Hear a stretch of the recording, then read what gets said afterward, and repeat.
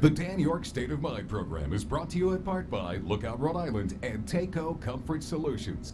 Good evening and welcome to My State of Mind. I am Dan Yorke and you're watching MyRide TV and Fox Providence. The conversation has been aplenty about law enforcement, and since the George Floyd tragedy, there's been a lot of introspection for police.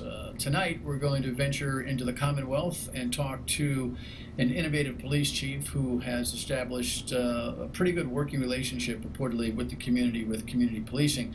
Joseph Cordeiro is the chief there, and he has been quite outspoken in reaction to a petition drive online that has called for body cam. Now, body cams are being used by the Providence Police Department and others. The Commonwealth seems to be, other than Boston and the state police looking at it, a little bit behind. You'll learn about that as we go.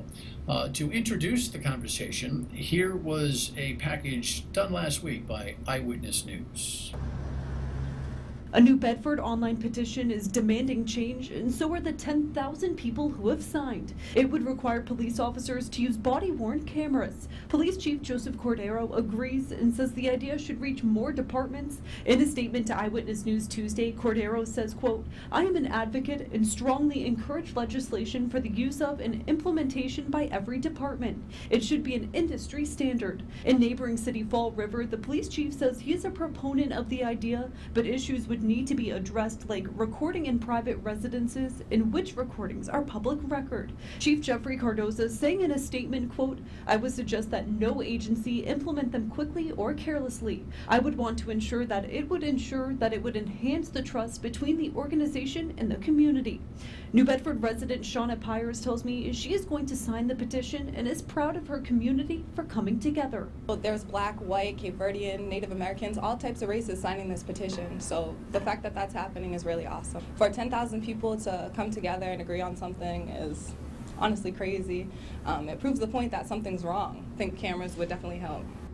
And with that story in the fold, we shall come back and talk to the Chief of Police and the Communications Director for the New Bedford Police about body cams and the status of law enforcement. Stay with us.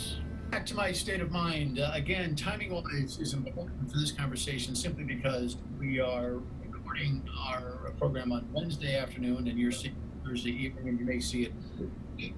There have been some fluid matters with law enforcement naturally that are on the news cycle, and we want to make sure that we speak in general terms as much as we can, and specific in terms of what's happening in Atlanta right now, for instance. What will come when we get the chance. As we indicated on our first segment, the package from Eyewitness News, New Bedford's organic reaction to the Floyd case comes in the form of a petition, and I'm pleased and honored to have on the broadcast tonight Joseph Cordeiro, who has been the police chief in New Bedford for 4 years, and Melissa Batchilder, who is the communications director for the department. Thanks, both of you, for joining. Appreciate it. Thanks for having us. Chief, gut check. Tough last few weeks for law enforcement. Tell me what your head and your heart are telling you right now. Well, it's been very, very difficult. Real cold.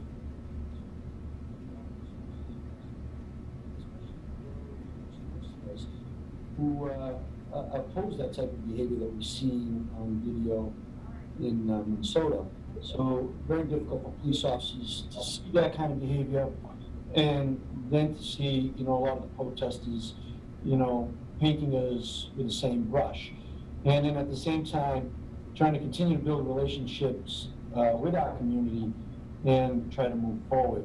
So a whole host of emotions, I think, for police officers across the country, and especially. Makes sense. One of the things that's been interesting with the many people the many officers that have actually interacted with the radio program, for instance, it's a defensiveness that seems to come out, which I think is natural. There's a lot of reference to the old adage, one bad apple doesn't spoil the whole bunch. But I've submitted that, at least for conversation, that couldn't borrow. That despite all of us common sense knowing that 99% of our police officers are of goodwill and great faith in trying to do their job the right way, everybody can contribute, right? Is that fair to say? It is fair to say, majority of our police officers do an amazing job every day. And at the end of the day, I think people forget. Now, we are human beings. We're not that RoboCop that we've seen on a movie. We're people with emotions, feelings, and our own problems in our own lives that bring challenges to us. But 99-point-something% of the police officers across the country took this job for the right reason, to help people, to hold the law, have people accountable in a very respectful and professional manner. And I think we do a great job on whole, but there is no room for this type of error that we've just seen out there. And we do have to hold ourselves accountable, and we do need to be transparent with our communities. And we have to continue to build a relationship and keep dialogue going on between police and the community. Melissa, tell me about the petition itself. I'm always a little wary, by the way, of online petitions and their authenticity. Social media has this kind of, firecracker burning type of dynamic to it.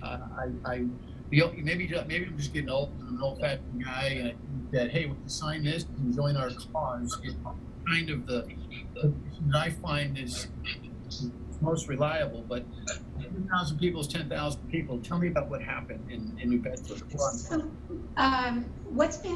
the petition that you're referencing is one that is asking for body cameras to be worn by all officers at the New Bedford Police Department.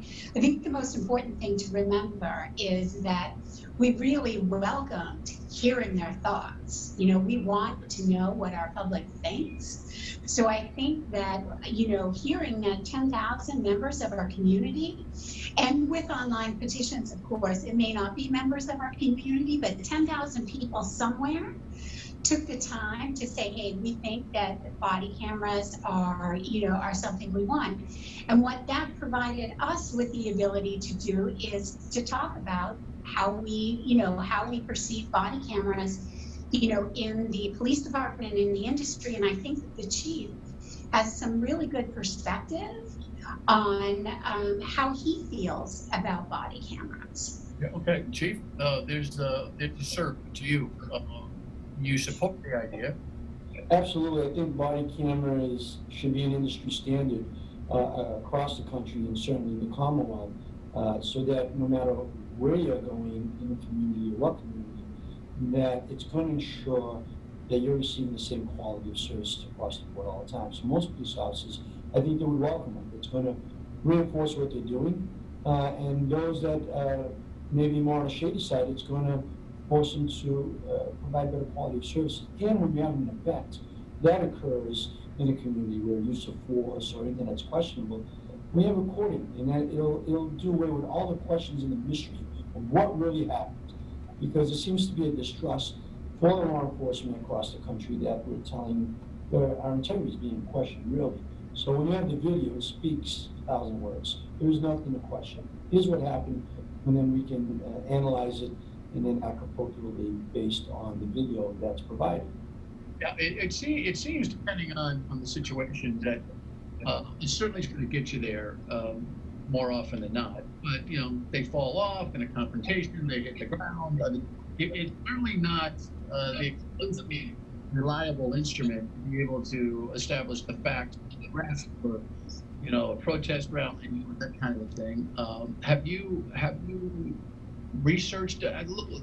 Providence has had them for a couple of 3 years now. We had just had a situation where we had an officer who did not turn on in the middle of what has been a very significant conflict that has been remedied. A firefighter that was actually in a car, and the two officers who had drawn their guns because they legitimately were concerned about an armed robbery suspect.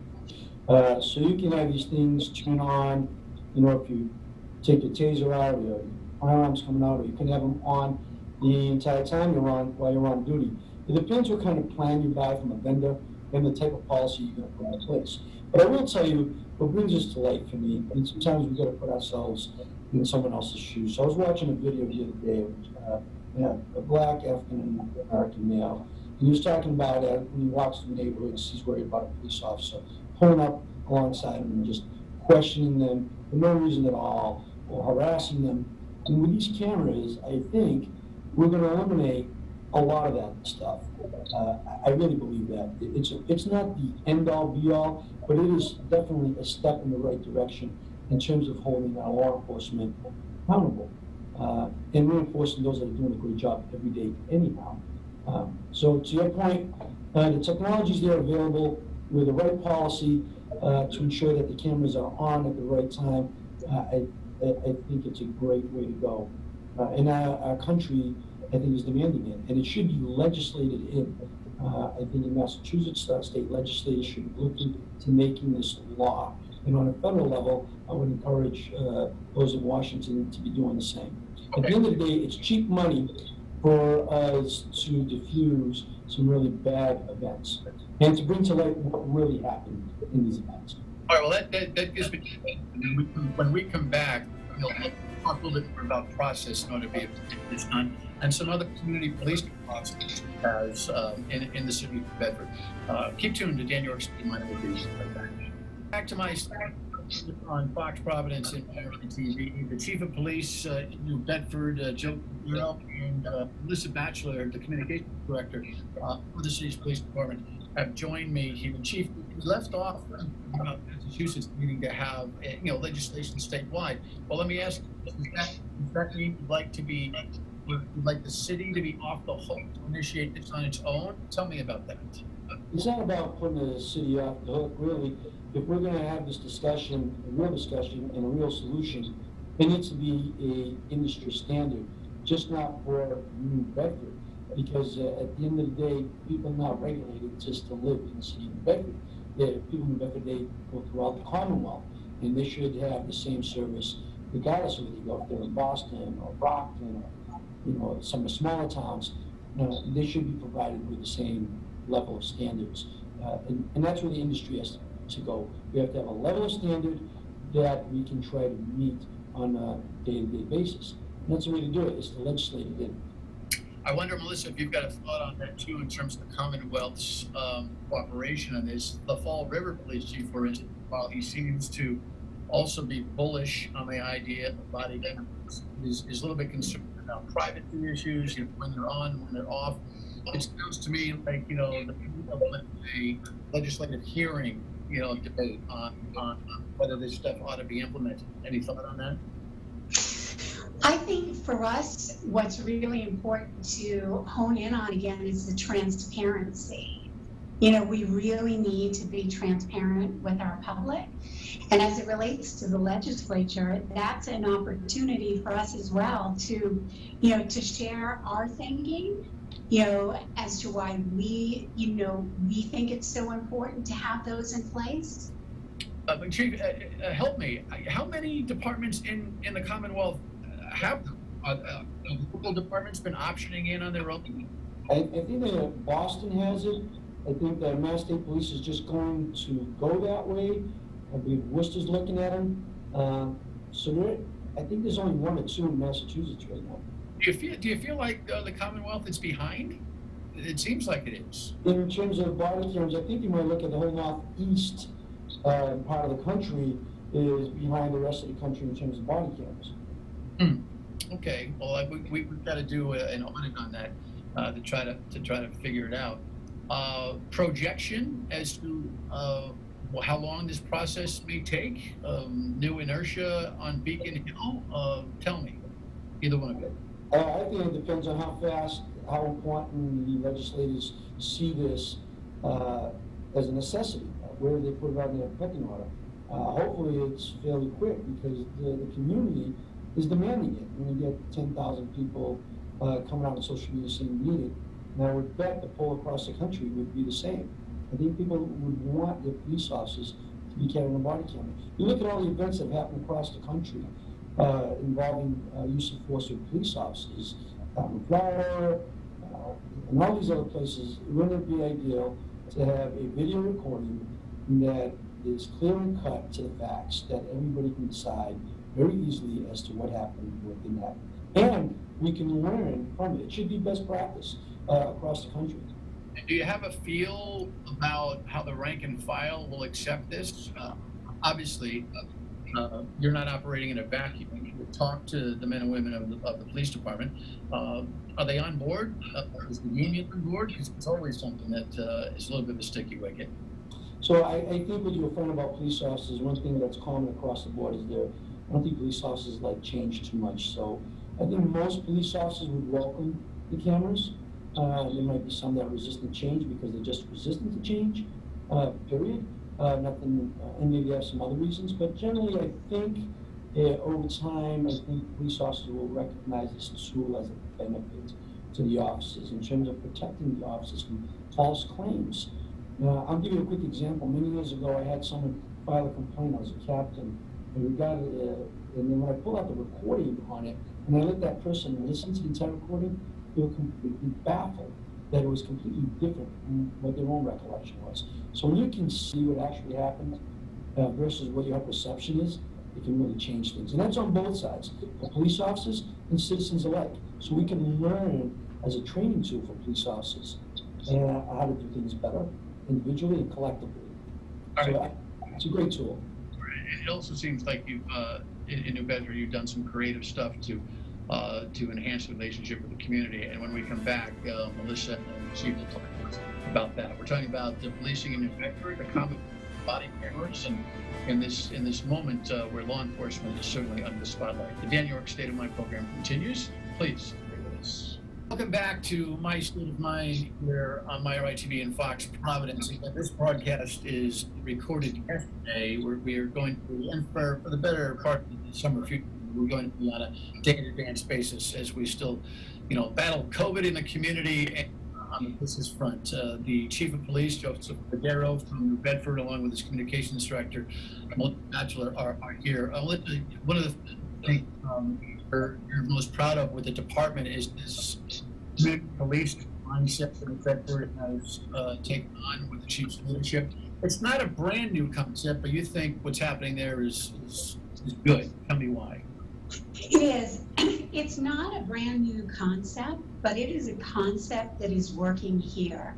So seeing what's happened in the relationships that have developed quickly, or in many cases existed previously between protesters and our officers, has been really inspiring and really affirming to me, and I think to the whole department, to know that, these programs that we have in place to get ahead of crime versus waiting for crime to happen have really taken hold and are really making a difference. So we've had minimal arrests, and they were all early on, just city ordinances. We've had protesters create a thank you video for the police here.